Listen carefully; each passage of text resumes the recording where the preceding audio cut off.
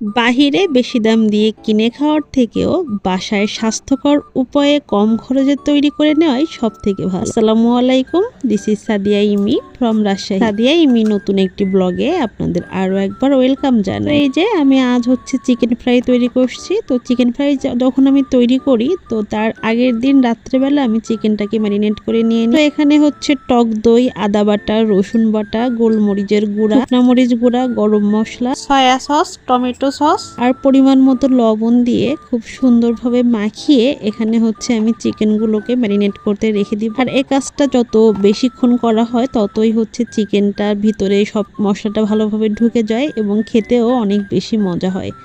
তো এই যে এখন আমি খুব সুন্দর করে চিকেনগুলোকে হাত দিয়ে ভালো করে মেখে এখন ঢাকনা লাগিয়ে এটা আমি নর্মাল ফ্রিজে রেখে দিব।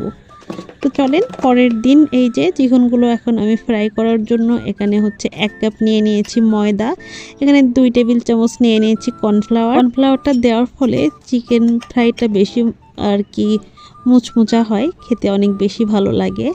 আর এই যে এটা আমি খুব সুন্দর করে এখন একসাথে মিক্সড করে নিচ্ছি। আর এই যে এখানে যে চিকেনগুলো গত রাতে ম্যারিনেট করে রেখে দিয়েছিলাম সেই চিকেনগুলো আমি আবারও একটু ভালো করে চিকেনের যে গ্রেভিগুলো ছিল তার সাথে ভালো করে একটু ঝাঁকিয়ে নিলাম। আর এই যে দেখেন চিকেনটা কিন্তু বেশ ভালোভাবে আর কি গ্রেভিটা গায়ে লেগে আছে। আর বাকি যে গ্রেভিগুলো ছিল তার ভিতরে এই যে আমি এই যে ময়দার মিশ্রণটা দিয়ে দিয়েছি। আর আমি কিন্তু এখানে লবণ দিতে ভুলে গিয়েছিলাম, তো লবণটাও দিয়ে নিলাম।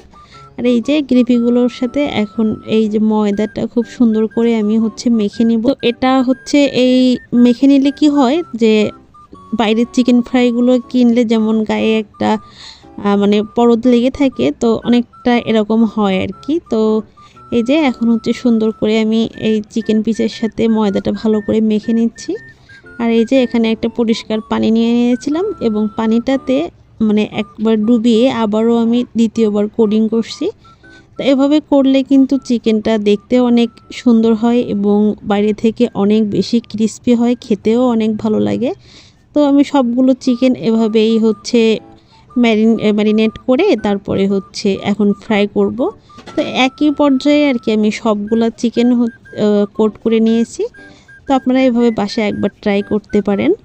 আর এতক্ষণ পর্যন্ত যারা আমার ভিডিওটি দেখছেন, ভালো লাগলে অবশ্যই লাইক, কমেন্ট, শেয়ার, সাবস্ক্রাইব করবেন।